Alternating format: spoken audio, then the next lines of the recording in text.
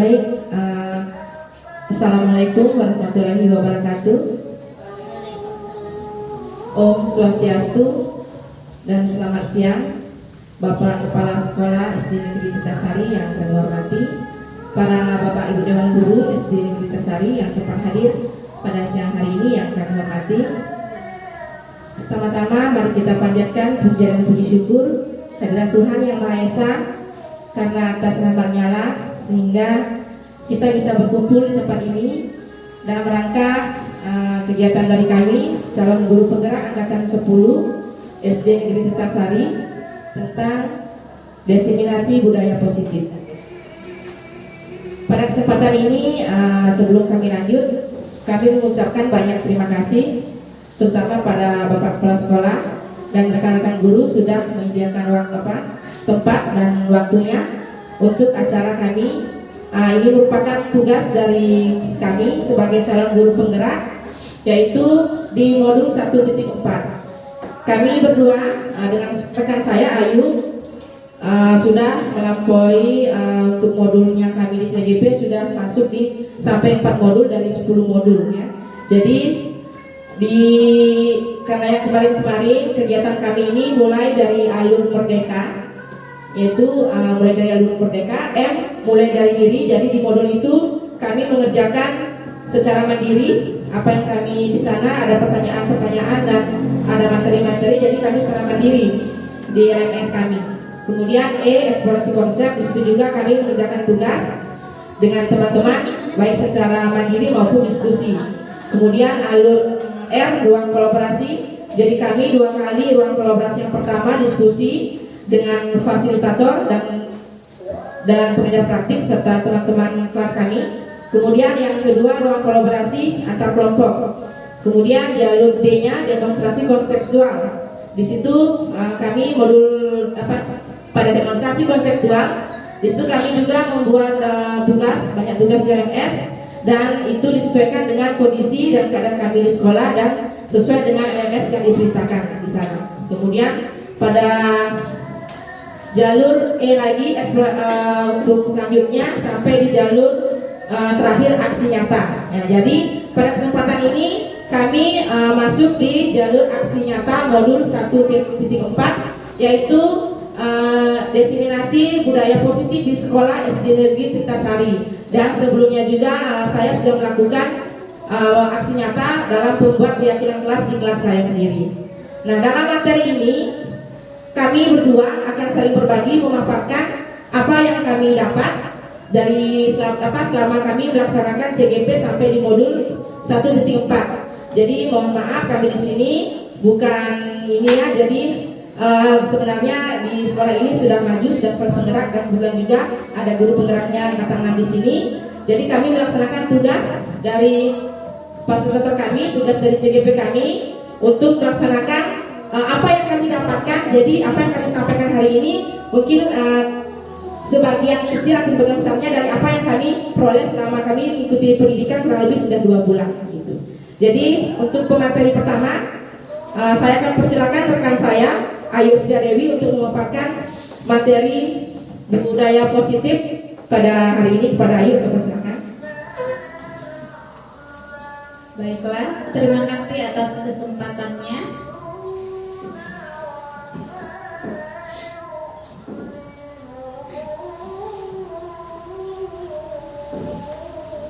Konsep pendidikan menurut Ki Hajar Dewantara melibatkan pengakuan akan pentingnya budaya dan lingkungan positif di sekolah, yang menempatkan murid sebagai fokus utama.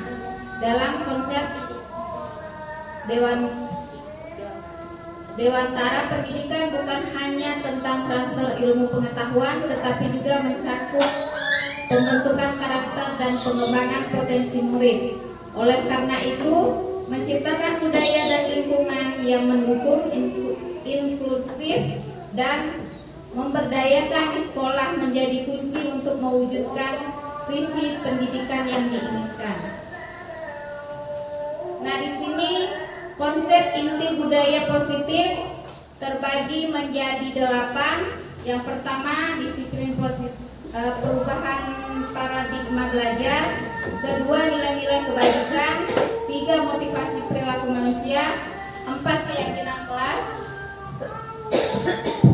lima disiplin positif, enam kebutuhan dasar manusia, tujuh posisi kontrol guru, delapan segitiga restitusi. Di sini pembelajaran dengan paradigma baru. Pembelajaran dengan paradigma baru merupakan pembelajaran yang dirancang berdasarkan prinsip pembelajaran berdiferensiasi sehingga para peserta didik belajar sesuai dengan kebutuhannya berdasarkan tahap perkembangan sesuai teori psikologis modern untuk mewujudkan profil pelajar Pancasila. Miskonsepsi tentang teori kontrol. Yang pertama, mari kita lihat gambar ilusi guru untuk mengontrol muridnya. Ilusi bahwa semua penguatan positif efektif dan bermanfaat. Yang selanjutnya, ilusi bahwa kritik dan membuat rasa bersalah mampu menguatkan karakter. Dan gambar berikutnya adalah ilusi bahwa orang dewasa berhak untuk memaksa.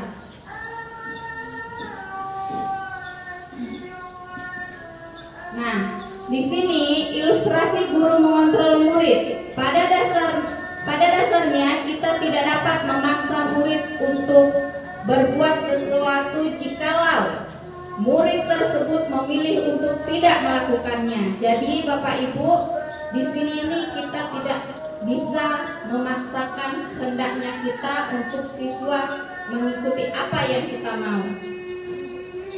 Walaupun tampaknya guru sedang mengontrol perilaku murid, hal demikian terjadi karena murid sedang mengizinkan dirinya dikontrol. Saat itu bentuk kontrol guru menjadi kebutuhan dasar yang dipilih murid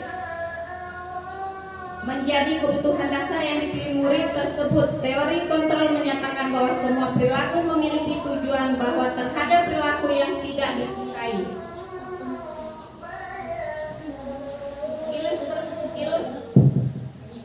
Ilusi bahwa semua penguatan positif, efektif dan bermanfaat. Penguatan positif atau bujukan adalah bentuk-bentuk kontrol segala usaha untuk mempengaruhi murid agar mengulangi suatu perilaku tertentu. Adalah suatu usaha untuk mengontrol murid tersebut dalam jangka waktu tertentu. Kemungkinan murid tersebut akan menyadarinya dan mencoba untuk menolak bujukan jika kita atau bisa. Jadi murid tersebut menjadi tergantung pada pendapat sang guru untuk berusaha. Berikutnya, menggunakan kritik dan rasa bersalah untuk mengontrol murid menuju pada identitas gagal. Nah, biasanya saya pernah berada di posisi kontrol ini, membuat murid merasa bersalah. Tentu Bapak Ibu guru juga pernah melakukan hal seperti ini tanpa Ibu sadari. Biasanya kita membuat murid merasa bersalah karena hal-hal yang mereka lakukan. Ternyata hal ini tidak baik untuk murid. Mereka belajar untuk merasa buruk tentang diri mereka. Mereka mengembangkan dialog diri yang negatif. Kadangkala sulit bagi guru untuk mengidentifikasi bahwa mereka sedang melakukan perilaku ini, karena seringkali guru cukup menggunakan suara halus untuk menyampaikan pesan negatif. Tetapi efeknya pada murid menjadi tidak percaya diri untuk mengeluarkan apa yang mereka rasakan. Mereka takut salah. Selanjutnya, ilusi bahwa orang dewasa memiliki hak untuk memaksa. Ibaratnya kita menjadi senioritas. Banyak orang dewasa yang percaya bahwa mereka memiliki tanggung jawab untuk membuat murid-murid berbuat hal-hal tertentu. Apapun yang dilakukan dapat diterima selama ada sebuah kemajuan berdasarkan sebuah pengukuran kinerja. Pada saat itu pula, orang dewasa akan menyadari bahwa perilaku memaksa tidak akan efektif untuk jangka waktu panjang dan sebuah hubungan permusuhan akan terbentuk.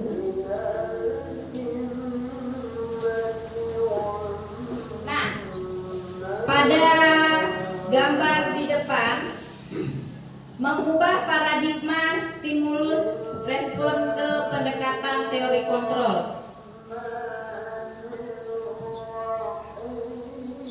Bapak Ibu, di sini ada stimulus respon, realitas atau kebutuhan kita sama. Teori kontrolnya, realitas kebutuhan kita berbeda. Semua orang melihat hal yang sama, tetapi setiap orang memiliki gambaran berbeda.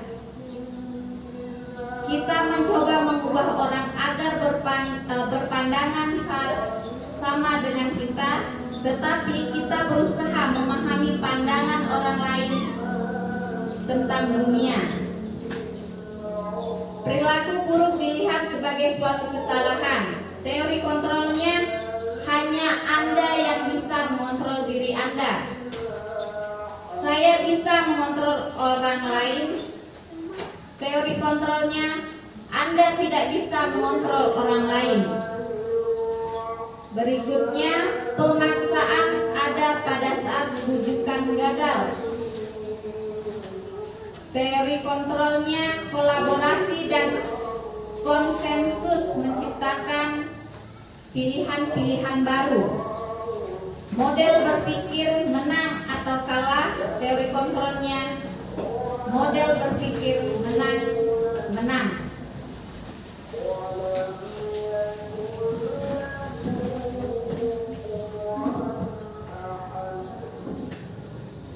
Nilai-nilai kebajikan. Di sini nilai yang disepakati bersama lepas dari suku, bangsa, agama, bahasa maupun latar belakangnya. Contoh nilai kebajikan institusi atau organisasi, di mana ada 3: profil pelajar Pancasila, Ibu Primary Years Program atau PYP. Selanjutnya keterampilan hidup atau life skill. Profil pelajar Pancasila: beriman dan bertakwa pada Tuhan Yang Maha Esa dan berakhlak mulia, berkebinekaan global, gotong royong, mandiri, kreatif, dan bernalar kritis. Tentu Bapak Ibu sudah tahu tentang profil pelajar Pancasila. Selanjutnya PYP: toleransi, rasa hormat, integritas, mandiri, menghargai, antusias, empati, keingintahuan, kreativitas, kerjasama, percaya diri, dan komitmen. Sedangkan lifestyle dapat dipercaya, lurus hati, pendengaran yang aktif, tidak merendahkan orang lain, dan memberikan yang terbaik dari diri. Dari contoh nilai kebajikan, tiap organisasi kita bisa memilih salah satu dari nilai kebajikan itu yang sesuai dengan nilai-nilai yang ada di sekolah kita ya. Nah, nilai-nilai kebajikan yang sama dengan nilai dan prinsip sekolah kita sesuai dengan visi sekolah kita adalah nilai profil pelajar Pancasila. Benar nggak? Benar nggak? Benar.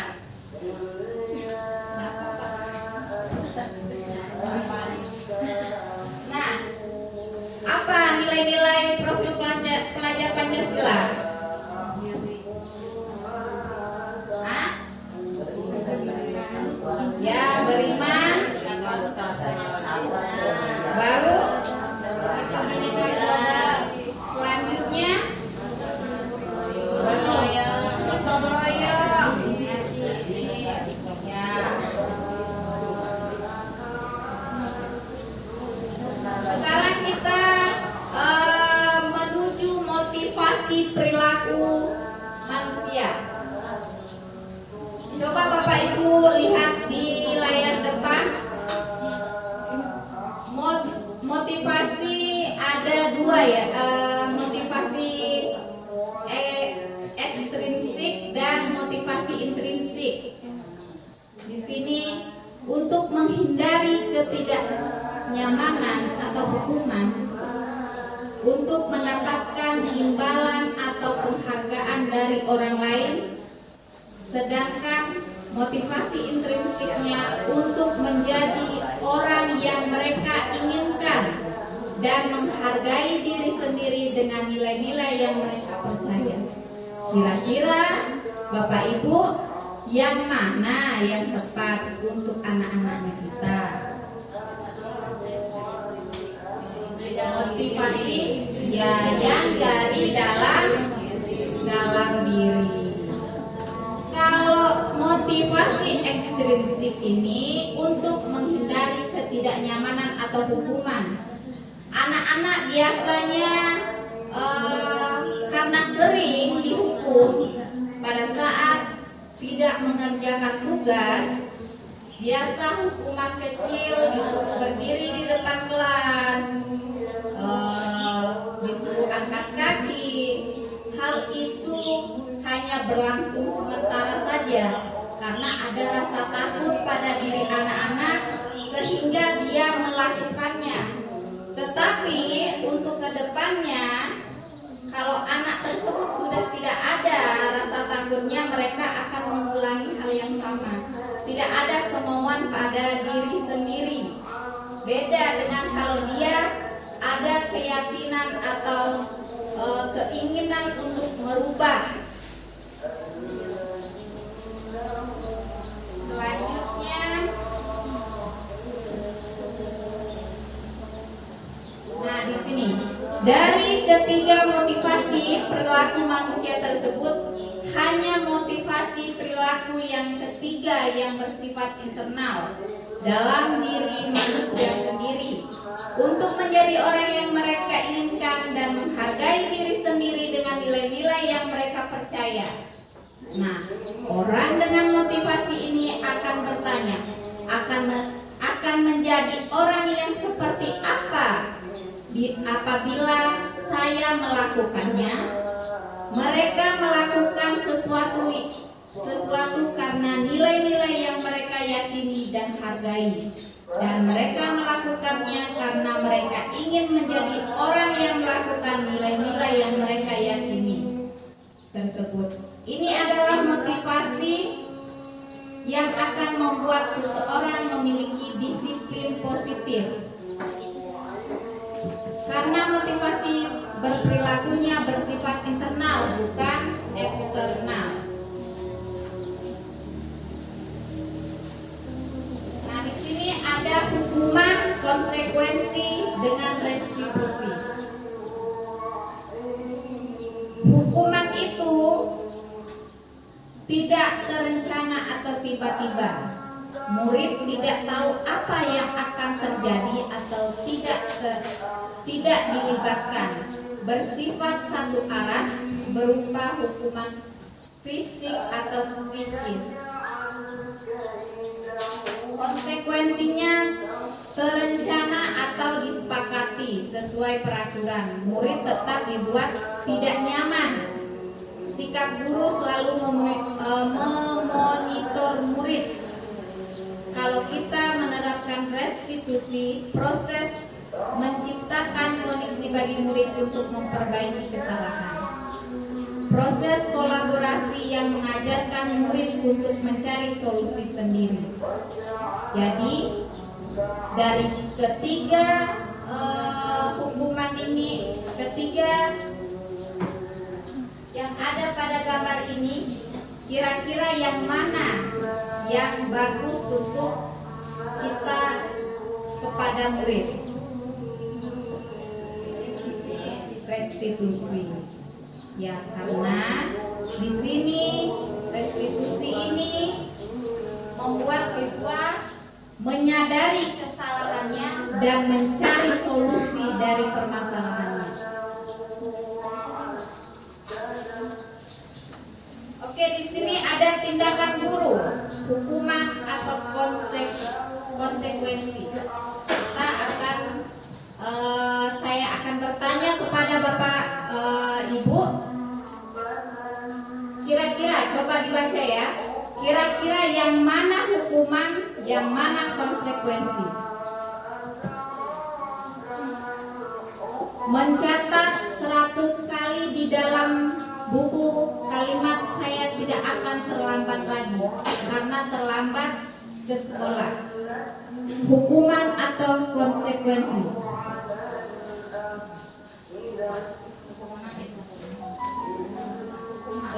Yang kedua ya, lari mengelilingi lapangan basket 2 kali karena terlambat hadir di sekolah. Hukuman atau konsekuensi? Nanti terakhir kita tahu jawaban benar atau salah. Yang ketiga, murid diminta untuk push up 15 kali karena tidak menggunakan masker ke sekolah. Hukuman atau konsekuensi? Yakin?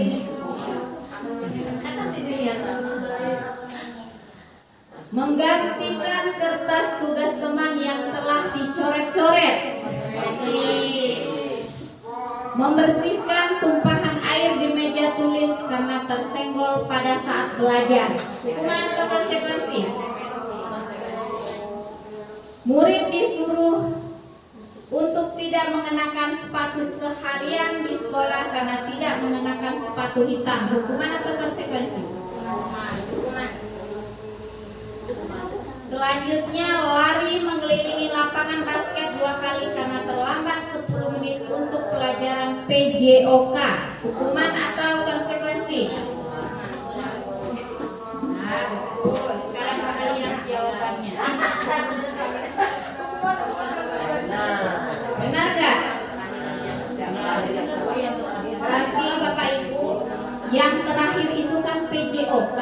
Memang tugasnya lari-lari. Yang terakhir aja yang salah. Jadi dia itu termasuk konsekuensi ya. Oke, selanjutnya ini dia perbedaannya, hukuman, konsekuensi dengan restitusi. Contoh kasusnya, siswa sering tidak mengerjakan PR. Hukumannya, guru menghukum siswa tersebut hormat bendera selama 10 menit. Guru marah dan murid takut, itu adalah hukuman. Kalau konsekuensinya, guru memberikan konsekuensi untuk mengerjakan PR-nya saat istirahat atau dikerjakan sebanyak 3 kali lipat. Guru tegas dan siswa menghormati peraturan. Sedangkan restitusi, guru menanyakan keyakinan kelas dirinya dan membantu siswa menyelesaikan masalahnya. Guru terbuka dan siswa menghormati dirinya dan orang lain.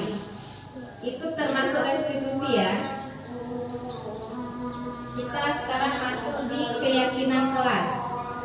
Nah, saya bertanya sama Bapak Ibu, siapa yang sudah membuat keyakinan kelas? Juga ya. Oke, mengapa keyakinan kelas? Mengapa bukan peraturan kelas? Kenapa Bapak Ibu buat keyakinan kelas bukan peraturan kelas?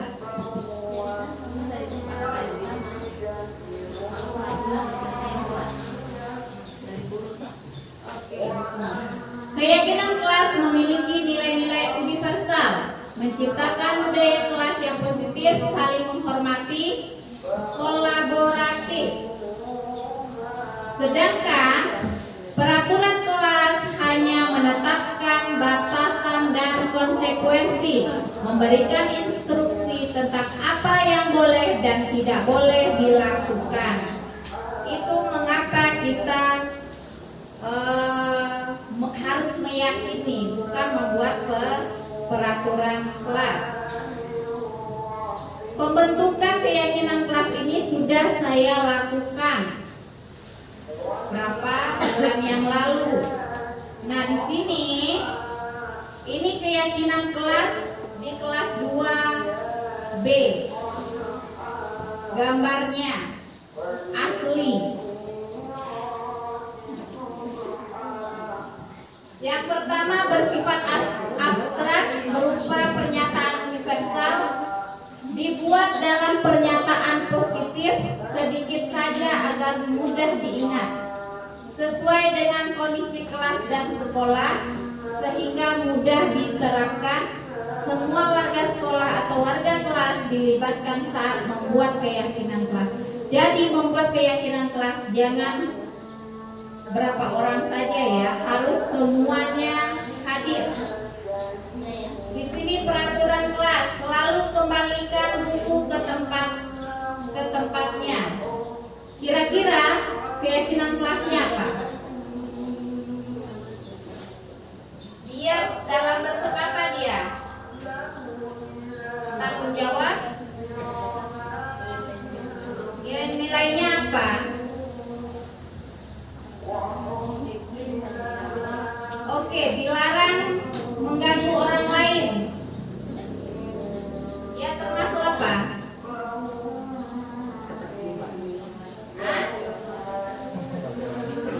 Menghormati orang lain. Oh, sudah terjawab kan? Hadir di sekolah 15 menit sebelum pembelajaran dimulai. Dilarang melakukan kekerasan, dia keselamatan, menghormati orang lain. Dilarang menggunakan narkoba, itu tentang kesehatan ya. Bergantian atau menunggu giliran, menghormati orang lain atau bersabar. Menggunakan masker, kesehatan, keselamatan. Jangan berlari di kelas atau koridor, keselamatan, keamanan.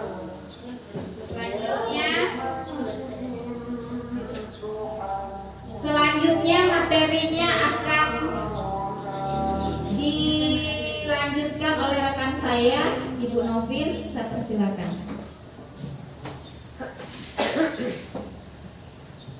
Baik, terima kasih. Saya akan melanjutkan materi selanjutnya. Tadi Bu Ayu sudah menyampaikan tentang paradigma bagaimana kita belajar di sekolah, kemudian tentang nilai-nilai kebajikan suatu organisasi, kemudian tentang keyakinan kelas. Di sini sudah Ibu Ayu sampaikan juga bahwa nilai-nilai kebajikan keyakinan dalam perbedaan dengan peraturan dan keyakinan. Saya tambahkan, kalau peraturan kelas itu kita hanya satu arah. Jadi apa yang kita itu semua dari guru semata. Kemudian kalau keyakinan kelas itu kita buat bersama di dalam kelas. Semua dalam pembuatan keyakinan kelas ini ada mencapai ini ya, berapa sesi. Yang pertama kita mengajak siswa untuk mencari menuliskan apa kira-kira kesepakatan yang akan mereka buat, aturan apa yang akan mereka buat di sekolah supaya membuat mereka nyaman dalam belajar. Nah, setelah itu mereka membuatnya, kemudian kita sepakati dari apa yang dia buat itu kita sepakati lagi. Setelah itu masuklah kita ke keyakinan, nilai-nilai keyakinan seperti nilai-nilai kebajikan yang sudah dijelaskan sama Ibu Ayu tadi. Ada sesuai dengan profil Pancasila, ada sesuai dengan Dr. William Williamson tadi juga. Oke, lanjut saya akan menyampaikan materi berikutnya. tentang disiplin positif. Nah, tadi semua yang disampaikan oleh Ibu Ayu sudah berkaitan tentang semua disiplin positif. Nah, sekarang dari yang Ibu Ayu sampaikan dan sekarang ada disiplin positif, menurut kita, menurut Bapak Ibu, setelah kita mendengar kata disiplin positif, apa kira-kira yang terngiang di pikiran kita? Setelah kita mendengar kata disiplin, ya, taat, biasa ada disiplin. Pokoknya yang menyangkut tentang disiplin, peraturan, tata tertib, gitu ya. Tata tertib. Nah, jika kita mendengar kata disiplin, maka yang terbayang di benak kita itu pasti ada aturannya nih, kemudian tata tertibnya, kemudian teraturnya dan kepatuhan peraturan gitu. Jadi kata disiplin ini sering dihubungkan dengan hukuman, ya. Padahal itu sungguh berbeda. Karena belajar tentang disiplin positif tidak harus dengan memberi hukuman. Justru kita memberikan hukuman itu biasanya di terakhir-terakhir kalau kita sudah ini siswa ini apa ya, kita beri hukuman seperti ini harusnya supaya dia jerah. Nah, gitu ya.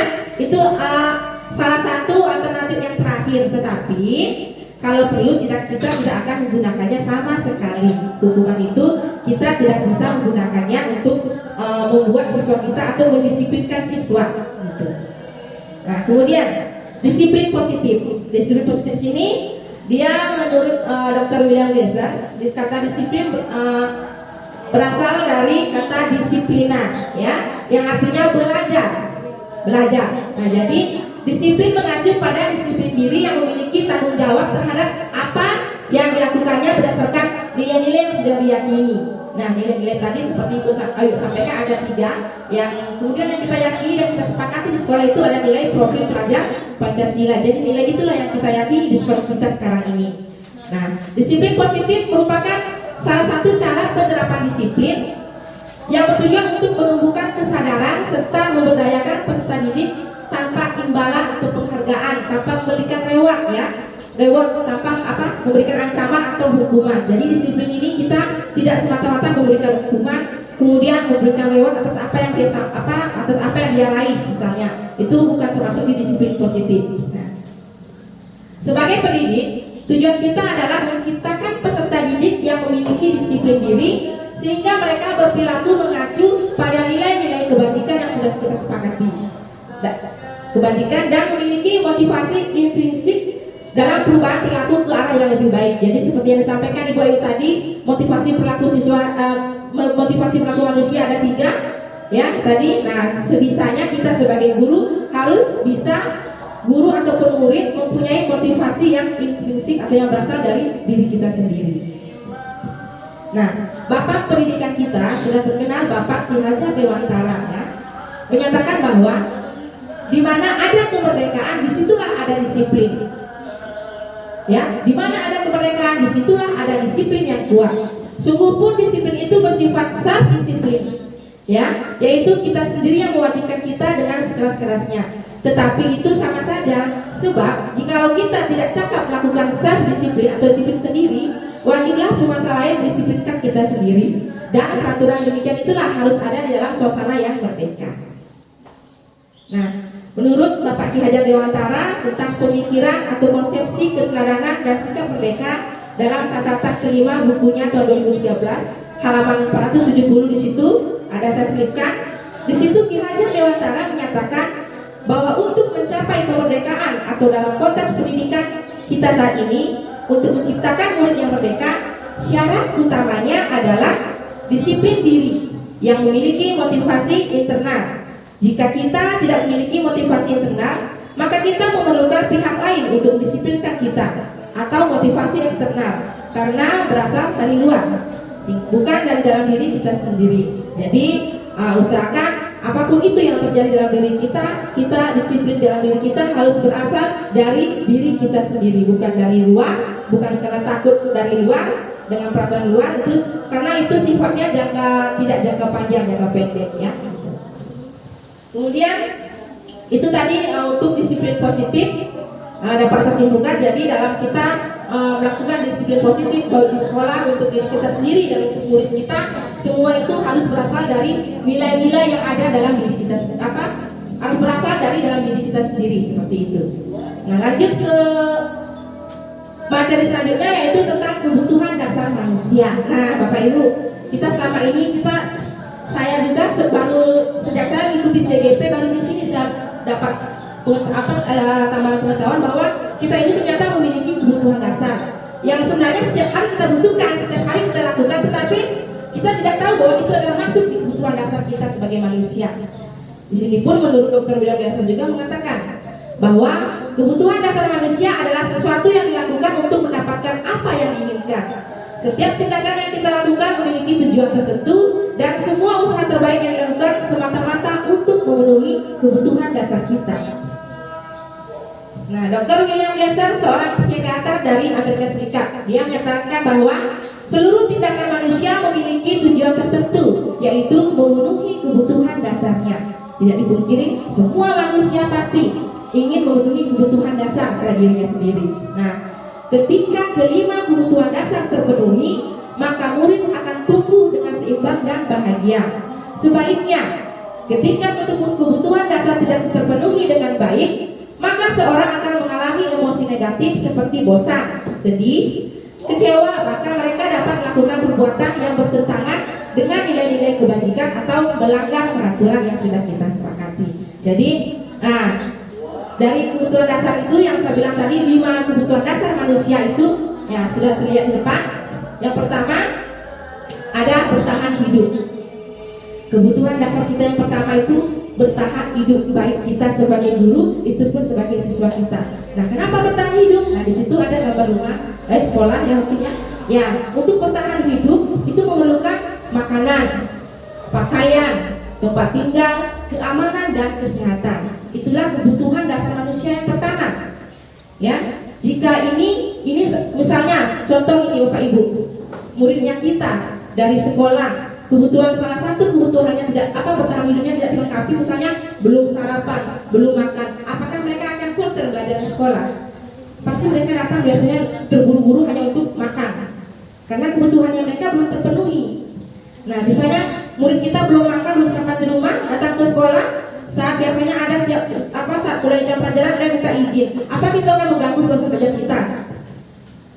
Itu sangat mengganggu proses pembelajaran kita, karena tidak mungkin ini sudah lapar, tidak mungkin kita tidak kasih izin. Nah, itu ya. Jadi jika salah satu kebutuhan tidak terpenuhi, maka apa yang kita rencanakan itu tidak akan tercapai dengan maksimal. Kemudian yang kedua, kebutuhan yang kedua ya, menurut Glasser tadi, kasih sayang dan rasa diterima. Kasih sayang dan rasa diterima ini, rasa diterima, rasa dipedulikan, rasa berbagi, kerjasama, menjadi bagian dari kelompok tertentu. Nah, maksudnya rasa kasih sayang dan rasa diterima ini di sini contohnya murid kita. Kalau kebutuhan ini mereka tidak dapatkan, yakinlah Bapak Ibu, pembelajaran di kelas itu tidak akan berjalan dengan lancar, tidak akan maksimal, tidak akan tercapai sesuai tujuan kita.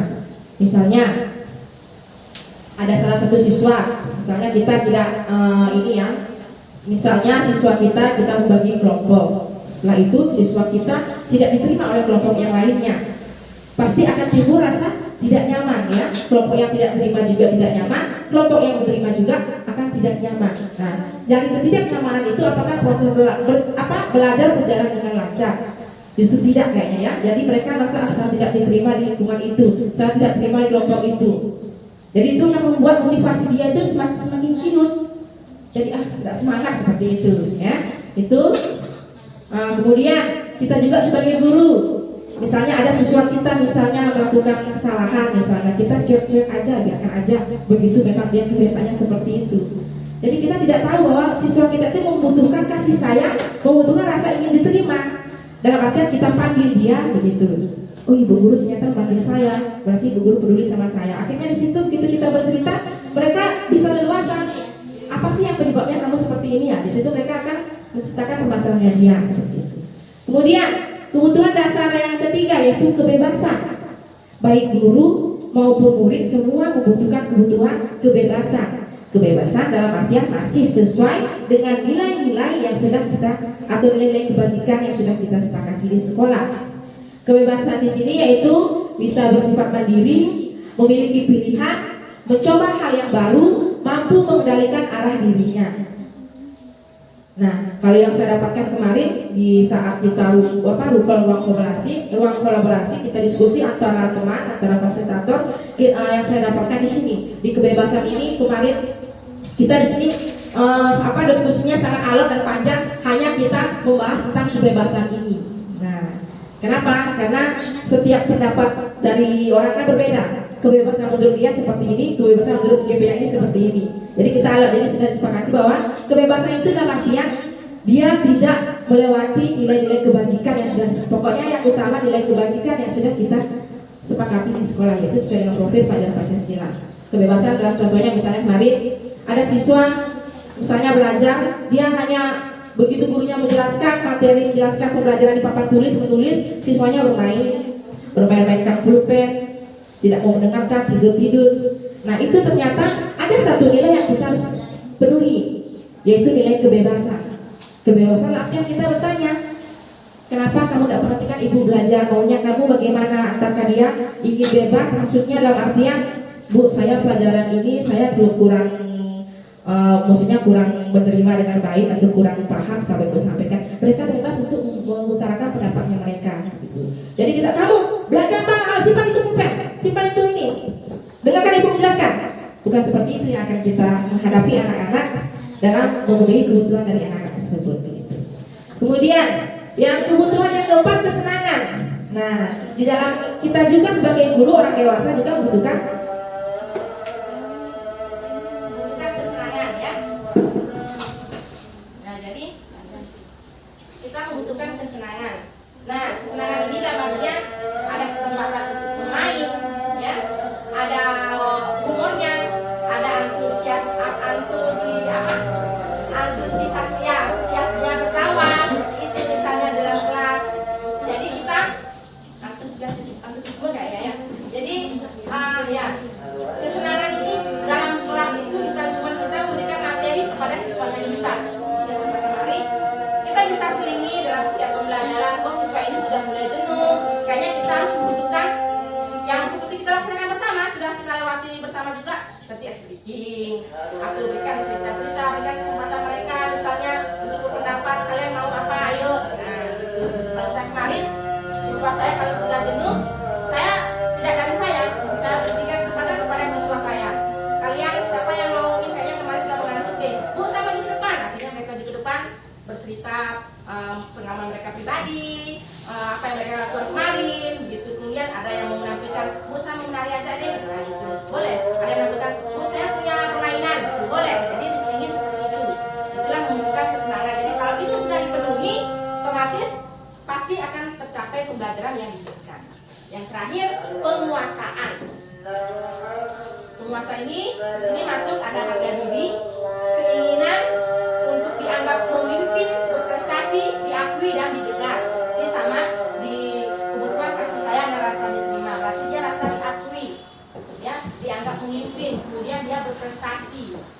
Gitu. Berprestasi dalam artian kita bukan memberikan reward, bukan, ya, bukan memberikan penghargaan lewat ini hadiahnya. Itu kalau untuk yang sekarang itu kita dilarang untuk memberikan penghargaan atau apresiasi sedikit, ya itu ya, hadiah itu, karena apalagi misalnya dalam rankingan biasanya 1, 2, 3, karena akan memunculkan motivasi yang tidak dari juara 1. Tetap walaupun dia dapat juara 2, pasti dia akan merasa dirinya juara 2 saya seperti ini, juara 2, pokoknya ada rasa dia dalam dirinya itu tidak puas.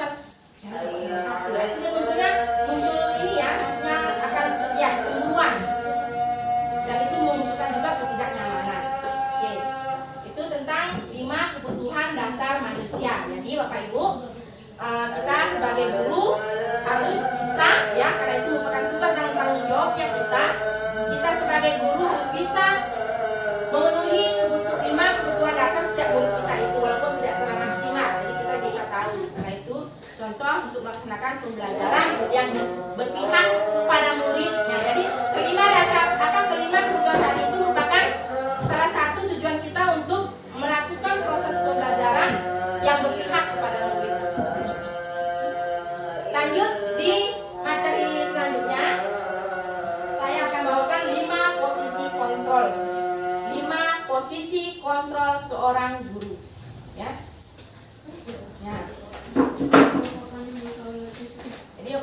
bisa lihat.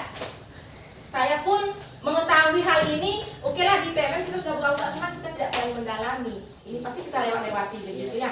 Nah, di CGP ini saya dapatkan seperti ini. Ternyata kita sebagai guru ini mempunyai 5 posisi kontrol dalam diri kita.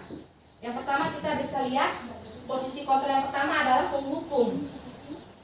Posisi kontrol yang kedua adalah pembuat rasa bersalah. Posisi yang ketiga adalah posisi kontrol teman. Dan posisi yang keempat pemantau, yang kelima manajer. Jadi di antara kelima posisi ini, Bapak Ibu kira-kira pernah berada di posisi yang mana? Kalau saya sendiri kemarin, ya, penghukum masuk, pembuat rasa bersalah masuk, ya, pemantau ya. Yang terakhir, yang ke manajer. Semua di antara kelima posisi kontrol ini kita sebagai guru, ya, guru untuk mencapai pendidikan, tujuan pendidikan yang kita harapkan harus kita bisa sampai, walaupun belum ini maksimal, kita harus bisa sampai ke posisi yang terakhir, yang mana? Manajer. Jadi kita harus oke lah, kemarin penghukum, karena penghukum itu bukan sekedar kita memukul, hukuman fisik bukan, dia berupa fisik atau verbal. Jadi seperti tadi mencatat 100 kali itu hukuman loh. Saya baru tahu ternyata itu hukuman, mencatat seperti itu. Nah, itu hukuman ternyata. Jadi banyak hal yang kami dapatkan di sini, dan juga pada kesempatan ini juga saya mengajak kepada Bapak Ibu, mari kita pahami posisi kontrol kita sebagai guru dan yang mana yang harus kita bisa lakukan. Mau tidak mau harus bisa dilakukan, yaitu di posisi manajer tadi. Yang pertama penghukum. Ya, saya jelaskan penghukum. Nah, seorang penghukum ini bisa menggunakan hukuman fisik maupun verbal. Seperti yang sampaikan tadi, orang-orang yang menjalani posisi penghukum senantiasa mengatakan bahwa sekolah memerlukan sistem atau alat yang dapat lebih menekan murid-muridnya lebih dalam lagi. Itu penghukum ya. Jadi kita harus hindari namanya posisi sebagai penghukum. Ya, lanjut, pembuat rasa bersalah. Pada posisi ini guru akan bersuara lebih lembut biasanya. Pembuat rasa bersalah akan menggunakan keheningan yang membuat orang lain merasa tidak nyaman, bersalah atau rendah diri. Kata-kata yang keluar dalam guru sebagai kontrol pembuat rasa bersalah itu misalnya, ibu sangat kecewa sekali dengan kamu. Berapa kali bapak harus memberitahu kamu ya? Itu pembuat rasa bersalah ya. Gimana coba kalau orang tua kamu tahu kamu berbuat begini?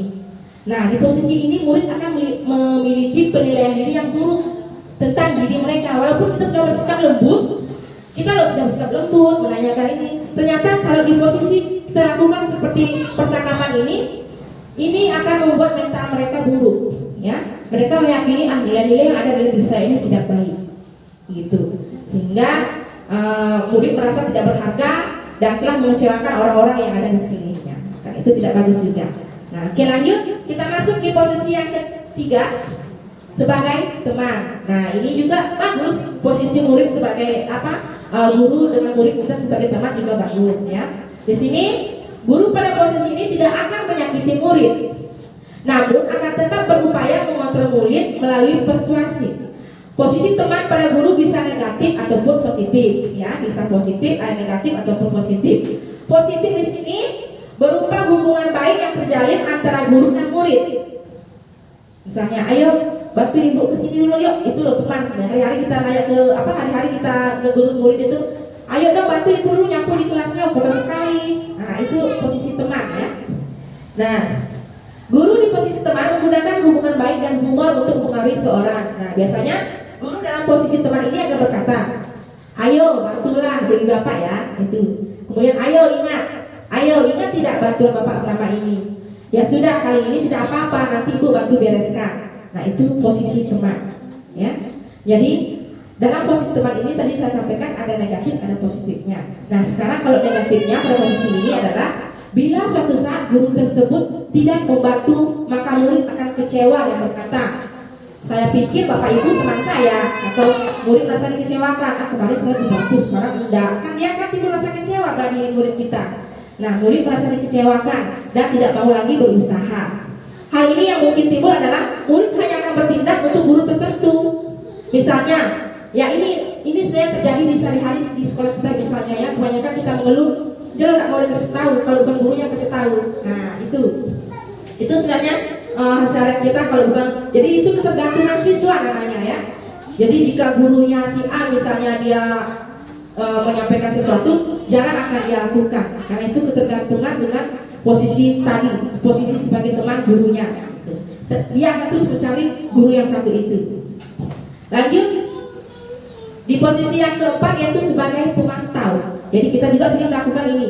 Jadi kita pantau anak-anak kita di sekolah. Oh, hasil belajarnya seperti ini. Bisa kita lihat itu anak-anak kayaknya macam kita sehari-hari misalnya itu sering sekali datang terlambat. Nah, itu posisi kita pemantau, hanya memantau dia. Itu kayaknya itu anak kemarin begini ya, itu pemantau ya. Jadi seorang pemantau sangat mengandalkan perhitungan catatan data yang dapat digunakan sebagai bukti atas perilaku seseorang. Posisi ini akan menggunakan stiker, slip catatan, daftar cek atau posisi pemantau sendiri. Berawal dari tadi yang disampaikan oleh Ibu Ayu, stimulus respon, bukan kontrol diri, dari stimulus respon yang menunjukkan tanggung jawab guru dalam mengontrol murid. Kemudian murid memahami konsekuensi harus dijalankan karena telah melanggar salah satu peraturan sekolah. Guru tidak menunjukkan suatu emosi yang berlebihan, menjadi marah atau membuat rasa berbuat salah. Nah, murid tetap dibuat tidak nyaman. Kenapa tidak nyaman? Nah, dengan harus tinggal kelas pada saat jam istirahat, karena biasanya kan kita memantau. Kamu tadi kuliah tidak mengerjakan memperhatikan ibu dengan baik. Misalnya belum selesai, kerjakan dulu dan dulu istirahat. Nah, itu pemantau ibu, bapak ibu ya. Mereka tidak berikan istirahat, kerjakan dulu sampai selesai atau jangan dulu pulang, selesaikan dulu. Nah, itu akan menimbulkan rasa tidak nyaman di dalam siswa kita. Jadi guru tetap harus memantau murid pada saat mengerjakan tugas, baik di jam istirahat maupun di jam pulang. Nah, itu karena murid tidak bisa ditinggal seorang diri, apalagi murid di kelas 1, kelas 2, dan kelas 3 itu tidak bisa ditinggal. Oke. Terakhir kita masuk posisi kontrol yang terakhir, yaitu posisi manajer. Seperti yang saya sampaikan tadi, bahwa kita sebagai guru harus bisa sampai di posisi yang manajer ini, yaitu posisi terakhir adalah posisi di mana guru berbuat sesuatu bersama dengan murid, mempersilahkan murid mempertanggungjawabkan perilakunya, mendukung murid agar dapat menemukan solusi atau permasalahannya sendiri. Nah, Bapak Ibu pasti bertanya, bagaimana kita melakukan posisi kontrol kita, menempatkan kita sebagai manajer gimana? Ya, yaitu dengan melakukan penerapan segitiga restitusi seperti itu ya. Oke, lanjut untuk. Nah, ini merupakan contoh-contoh penerapan posisi kontrol guru ya. Di sini ada kasus siswa tidak mengerjakan PR. Kalau kita sebagai penghukum, kita akan mengatakan berdiri di depan kelas selama 1 jam, itu hukum.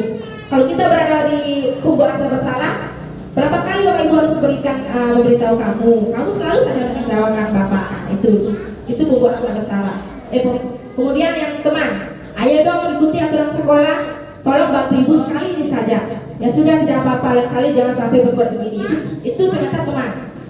Nah, kemudian yang pemantau, kamu sudah melanggar disiplin, kamu tahu konsekuensinya. Nah, setelah jam pelajaran usai, kamu tidak boleh istirahat. Nah, itu macam tadi pemantau memberikan mereka sendiri di kelas, teman-temannya lo istirahat. Berarti kita sudah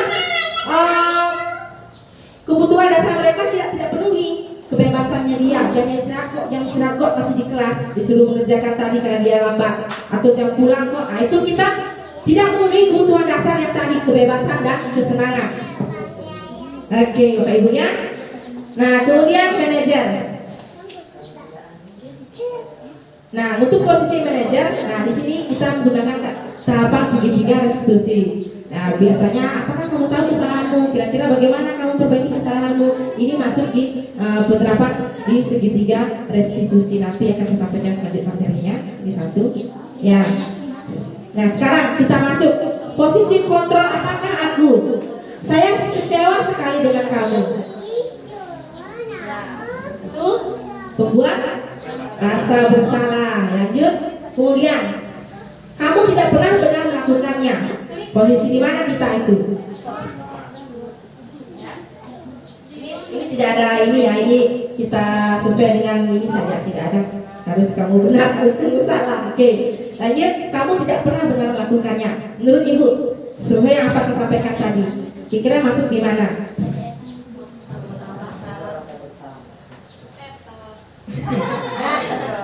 Hukum ya. Iya, dia menghukum. Oke, lanjut.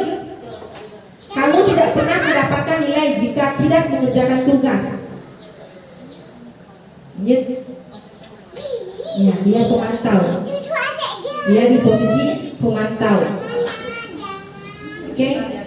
Ayo lakukan demi Bapak Ibu ya. Oke, tenang. Oke. Apa rencanamu untuk menyelesaikan masalah ini?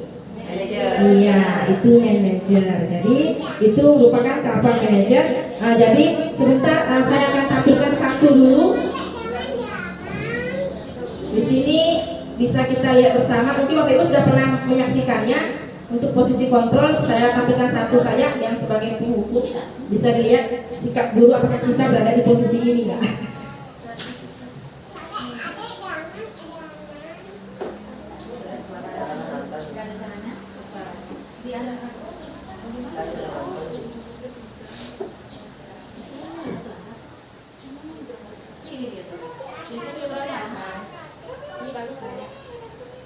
Nanti Bapak Ibu bisa lihat posisi kontrol di ya, di PMM ada ini nanti ya. Saya mau lihat di PMM.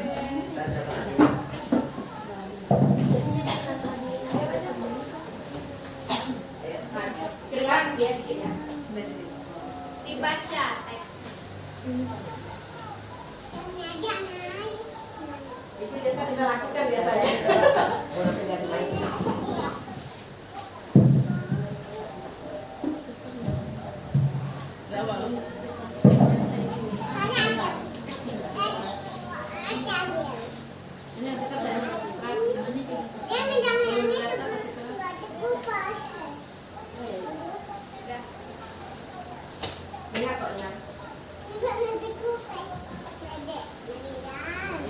Merupakan posisi guru sebagai pemantau. Nah, lanjut berbuat bersalah. Nanti Ibu secara supaya lebih ini Ibu bisa lihat di PM nanti ada ini, langsung Ibu langsung lakukan aksi nyatanya bisa.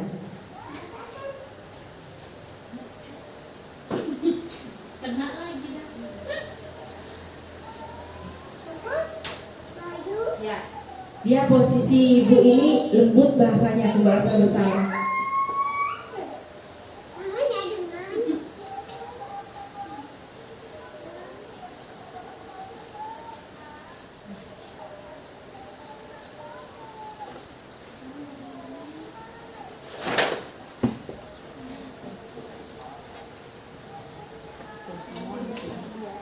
Ya, jadi kalau di posisi bersalah dia Bapak Ibu melaksanakannya dengan suara yang lembut, tapi bagus dilaksanakan, tapi itu tidak baik untuk murid kita.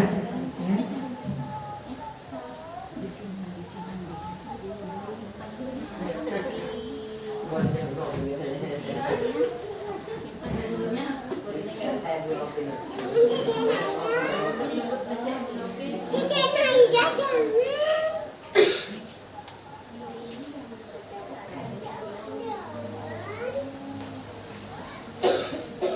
Nah, ini sebagai teman.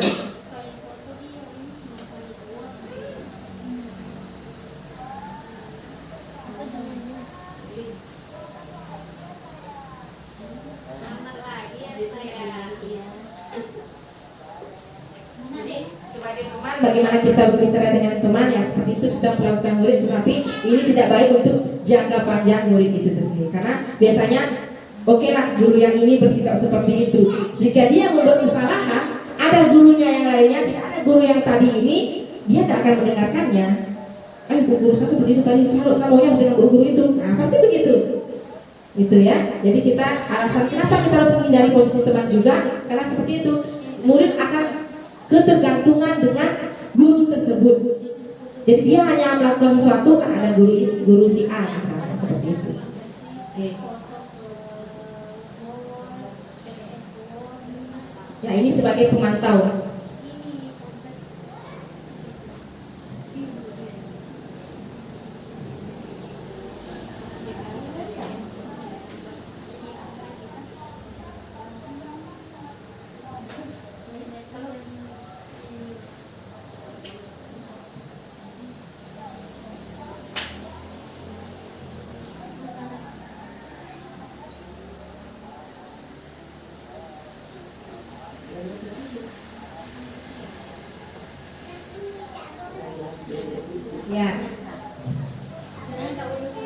Oke, kalau dia di posisi pemantau, ya itu bagus, itu identitas suksesnya. Cuma dia juga kurang tepat pelaksanaannya dalam jangka panjang.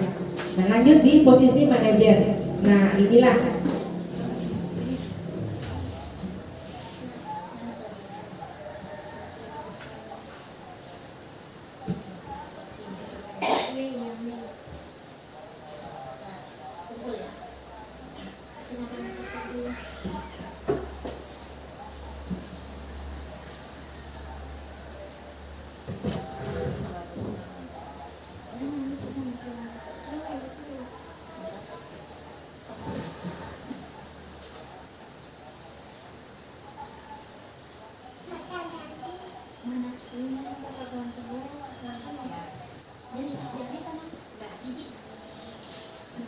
ya, itu sekilas contoh video pembelajaran ini yang saya dapatkan di materi lainnya saya. Ini juga ternyata ada di PMM.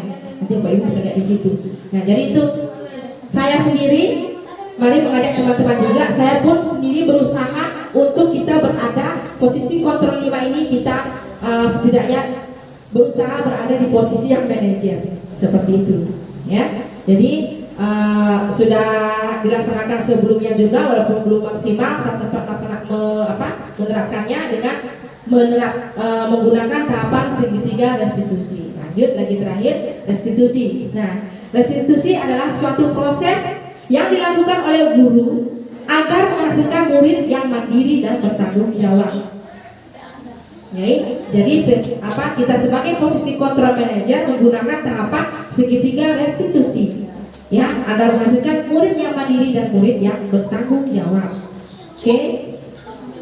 Nah, tahapan segitiga restitusi ada 3. Yang pertama, menstabilkan identitas. Nah, dalam menstabilkan identitas ini, contohnya kita menanyakan kepada siswa, kita tidak langsung menulis dia bersalah. Misalnya berbuat, oh begitu ya nak, begitu ya nak.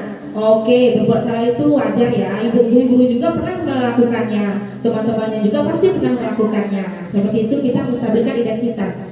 Kemudian yang kedua, validasi tindakan yang salah atau validasi kebutuhan. Nah, di situ ada pertanyaan-pertanyaan. Biasanya kamu tentu punya alasan. Nah, tadi kan kita bertanya pertama, oke lah, ibu tidak marah. Hal ini wajar aja. Ibu kalau seperti di posisi kamu pasti ibu akan marah. Gitu. Begitu juga temannya kalian pasti akan melakukan hal tersebut. Tetapi ya, nih kamu punya alasan pasti kenapa kamu melakukannya. Kita masuk di validasi tindakan yang salah. Nah, adakah cara lebih efektif untuk kamu mendapatkan apa yang dibutuhkan seperti ini? Yang terakhir kita masuk tahapan menanyakan keyakinan. Jadi di sini terakhir kita tanyakan pada siswa setelah kita menstabilkan tadi dia. Jadi kita panggil dia tidak takut. Sini begitu panggil duduk, kamu tadi ibu ada laporan dari guru ini, dia tidak akan takut. Biasanya kita panggil takut, pasti dimarah karena melanggar sesuatu. Kalau kita menerapkan posisi segitiga restitusi, kita menstabilkan identitas di situ, awalnya rasa takut siswa akan muncul lagi, langsung dia pikirannya itu langsung dalam hati dia pasti berkata, saya kira tadi saya dimarah. Akhirnya dia leluasa, oh ternyata seperti ini. Gitu. Kemudian kita menanyakan keyakinan. Kita kan sudah membuat keyakinan kelas di sekolah, di kelasnya kita sudah membuat. Jadi kita menanyakan di situ, mereka akan mencari tahu apa yang keyakinan sudah kelas yang kamu langgar tadi, atau yang kamu sudah misalnya tidak piket kelas seperti itu. Jadi mereka otomatis tahu karena dia kan sudah kita setiap hari itulah tugasnya kita setiap hari sebelum memulai jam pelajaran kita harus selalu menekankan keyakinan kelas yang sudah kita sepakati bersama. Jadi berdirinya waktu setiap hari kita lakukan itu, maka sesuatu akan selalu mengingatnya sehingga muncullah motivasi intrinsik dalam dirinya karena apa yang diyakini adalah hasil dari kesepakatan mereka di dalam kelas. Oke? Ya, pertama tadi saya sudah sampaikan, menstabilkan identitas ini adalah untuk membuat anak yang merasa gagal karena berbuat salah menjadi positif terhadap dirinya, seperti yang saya sampaikan tadi itu ya. Jadi mereka dipanggil takut misalnya melakukan ini tadi. Begitu kita stabilkan identitas, stabilkan masalahnya, anak-anak itu akan bersifat positif pada dirinya. Saya seperti ini, seperti itu. Kemudian lanjut, itu sudah tadi. Validasi tindakan yang salah. Nah di sini validasi tindakan salah ini membantu murid mengenali basic basic need atau kebutuhan dasar yang ingin dipenuhi ketika melakukan kesalahan itu. Kok bisa dia melakukan kesalahan itu? Kenapa bisa? Misalnya datang terlambat ke sekolah, kok bisa? Nah, di situ dia akan bilang. Kalau kita tidak tanya itu, mereka tidak bilang. Dia bilang, saya terlambat bu, tadi malam saya tidurnya, atau tadi malam saya diajak acara sama orang tuanya saya, gitu biasanya. Nah, pada dasarnya,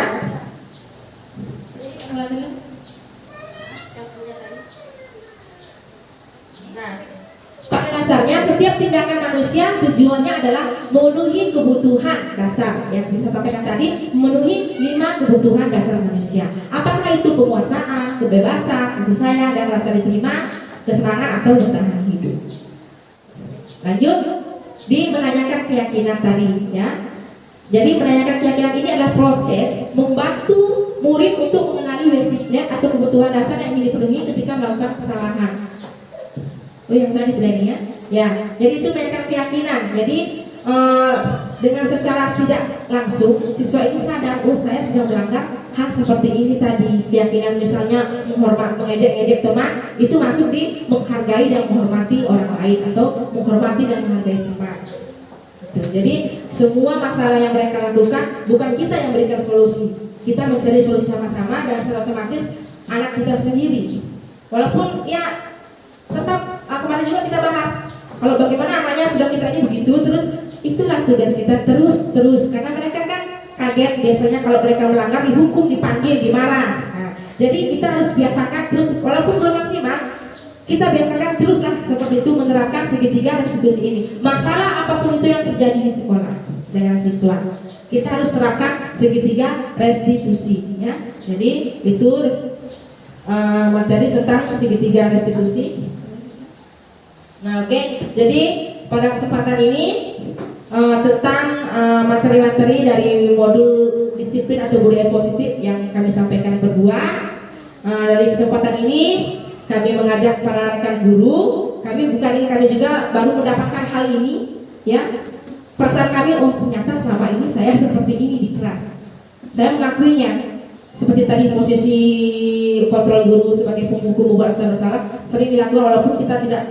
Kalau sekarang kan menghukum bukan artinya kita memukul segala macam, tidak ada lagi. Cuma dalam bentuk verbalnya ada, tetap kita hukum ya dengan suara keras, suara lantangnya kita juga seperti itu. Jadi kita mengajak saya sendiri dengan Ibu Guru Ayu mengajak rekan guru, ayo kita terapkan posisi sebagai guru kita, guru di sekolah, sebisa mungkin kita terus meningkatkan kualitas kita untuk menghadapi anak-anak ini, untuk menekankan selalu budaya positif di sekolah kita dengan selalu mengingatkan nilai-nilai kebajikan yang ada di sekolah kita. Nah, nilai-nilai kebajikan apa? Ya itu tadi sesuai dengan visi sekolah kita, sesuai dengan profil pelajar Pancasila.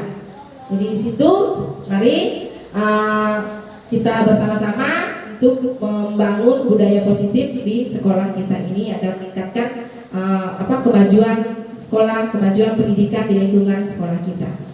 Oke, dalam materi pada kesempatan ini mungkin cuma itu yang dapat pemahaman yang saya terima dari pembelajaran modul 1.4 kemarin. Kemudian saya terapkan kepada Bapak Ibu, kurang lebihnya kami mohon maaf yang sebesar-besarnya. Oke, kami akhiri dengan wassalamualaikum warahmatullahi wabarakatuh.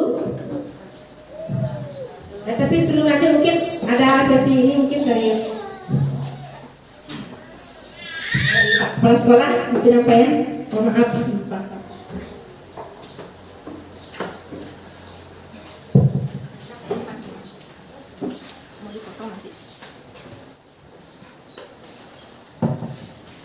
Ya, terima kasih atas waktu dan kesempatannya. Dari beberapa paparannya saya mengucapkan terima kasih atas pemahaman tentang disiplin positif ini. Mudah-mudahan pemahaman ini tidak hanya sebatas pemahaman, kan gitu ya, bisa diterapkan dalam kehidupan kita sehari-hari, terutama dalam tugas kita di sekolah sebagai pendidik. Kemudian sedikit saya tambahkan, kalau saya simak tadi, terutama saya menyoroti tentang disiplin. Disiplin yang dimaksud di sini adalah disiplin dalam arti luas. Artinya bahwa disiplin yang kita terapkan bukan hanya untuk siswa. Dalam artian orang mengatakan kita tidak cukup hanya memberi contoh, tapi kalau bisa bahkan harus menjadi contoh, terutama dalam penerapan keyakinan kelas. Karena kita pahami semua bahwa keyakinan kelas itu kan disusun bersama-sama, murid dan guru. Jangan terjadi miskonsepsi bahwa keyakinan kelas ini hanya berlaku untuk murid, kan gitu. Kadang kita mengangkat sebuah keyakinan kelas datang tepat waktu. Ternyata dalam pelaksanaan justru kita yang menjadi contoh. Nah, ini akan membentuk kegagalan. Karena tadi bahwa setiap siswa, setiap anak itu akan mencontoh. Keyakinan kelas kita begini kok. Ibu guru begini, bapak guru begini. Itu harapannya. Karena beberapa orang bijak mengatakan guru yang ideal bukan karena sertifikasi, bukan karena dia senior sudah tua, bukan karena dia sudah guru penggerak, kan itu yang bisa. Tetapi guru yang dirindukan oleh muridnya. Dengan murid itu rindu kepada gurunya, nggak akan ada alasan saya mau sekolah ini. Dalam benaknya, saya ingin sekali bertemu dengan guru saya. Kan gitu. Jadi sedikit minta maaf ini ya.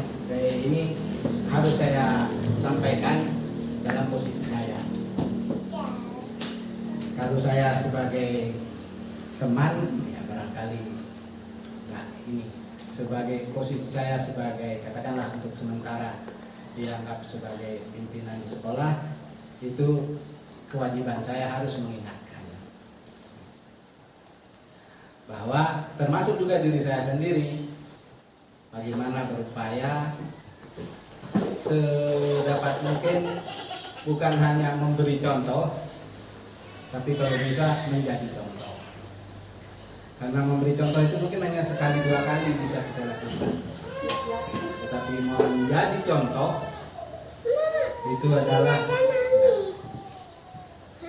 harus kita lakukan setiap hari. Saya yakin kalau kita bisa menjadi contoh guru yang ideal, kemungkinan teori-teori tadi itu akan terlewatkan begitu saja. Anak-anak akan mengikuti apa yang terbaik dari gurunya, sehingga kita menjadi guru yang ideal, guru yang dirindukan. Nah, mungkin saja selama ini ya, karena katakanlah dengan paradigma perubahan pembelajaran sekarang, dari dulu kita menjadi penghukum, kita menjadi dan sebagainya dan lain-lain sebagainya, itu kadang menimbulkan rasa takut pada murid. Nah, harapannya seperti itu tadi, kita bisa menjadi manajer di sebuah perusahaan misalnya, katakanlah manajer itu selalu menjadi contoh, akan dicontoh oleh bawahannya, karyawannya. Kalau seorang manajer memberikan contoh tidak baik, ya, jangan salahkan karyawannya kalau misalnya tidak melakukan nilai-nilai universal yang walaupun itu diyakini bahwa itu universal, walaupun itu sudah disepakati bersama-sama, dengan contoh yang tidak baik, mereka akan bisa berbuat itu. Jadi pada kesempatan ini mudah-mudahan sekali lagi saya berharap mudah-mudahan apa teori yang sudah dipahami tidak cukup sampai pada pemahaman dan bahkan harus sampai pada implementasi.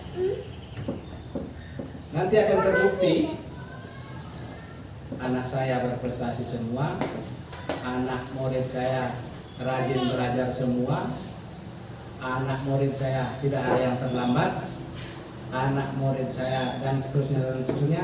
Nanti kita masing-masing bisa refleksi diri.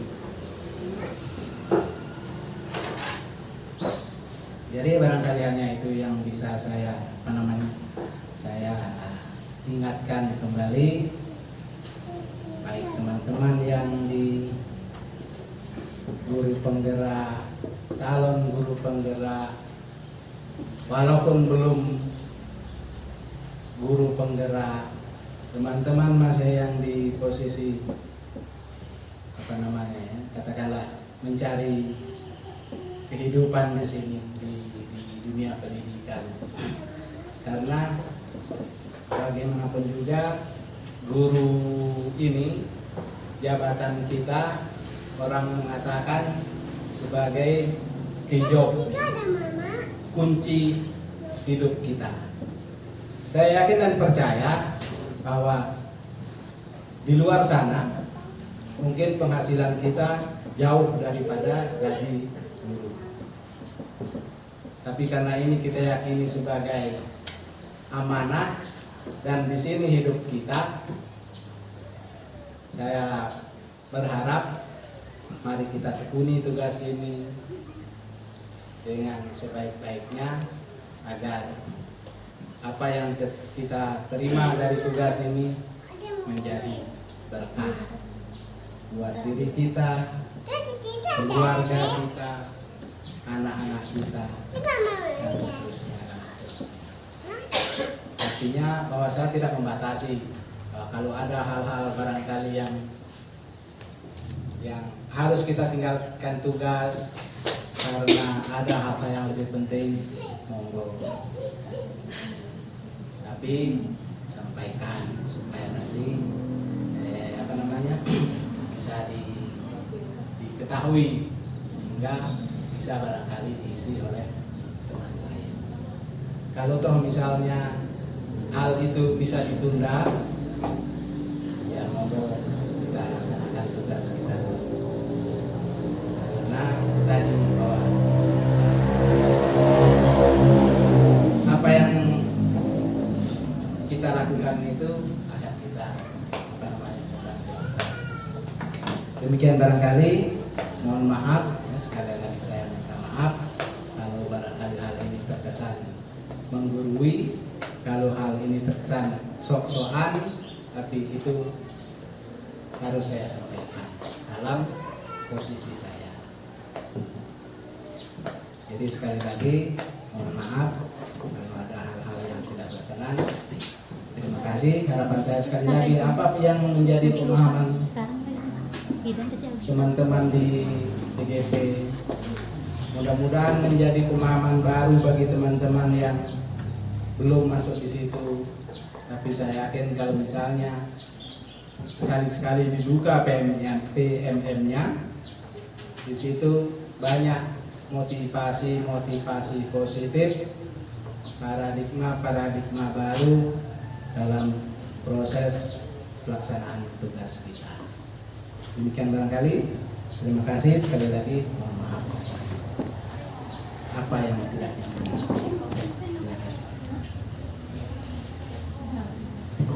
Ya, terima kasih pada Bapak Kepala Sekolah. Kami sangat berterima kasih atas apa yang disampaikan tadi, karena itu juga merupakan umpan balik atau refleksi kami juga secara tidak langsung. Makanya kami langsung melaksanakan tadi. Itu hasil refleksi atas apa yang kami lakukan saat ini. Tadi yang disampaikan oleh kepala sekolah. Jadi kami berdua sama Ayu juga mengajak sama teman-teman juga seperti apa yang disampaikan sama person tadi. Ayo kita lakukan itu semua berdasarkan pemahaman yang kami sampaikan. Kita bukan sekedar pemahaman, kemudian itu juga untuk sebagai gambaran diri saya sendiri juga dalam melaksanakannya, bukan sekedar saya memaparkan materi sebagai PR juga saya untuk melakukan hal tersebut, walaupun kami CGP, teman yang lain juga yang belum CGP atau yang guru yang lainnya jangan itu dia CGP, jadi tidak ada kata seperti itu. Jadi ini semua merupakan tanggung jawab dan tugas seorang guru seperti yang disampaikan Pak Sekolah tadi. Karena mungkin kami saat ini yang sudah mendapatkan terlebih dahulu materi pemahaman tentang itu. Gitu. Terima kasih Bapak Kepala Sekolah, itu merupakan umpan balik dan refleksi kami nanti juga untuk aksi nyata kami secara langsung tadi. Jadi satu kali kegiatan langsung kami sudah laksanakan. Gitu. Terima kasih. Ayo ada penyampaian kan? Ya, mungkin kita tutup dengan Assalamualaikum warahmatullahi wabarakatuh. Selamat siang, Om Santi Santi. Aduh.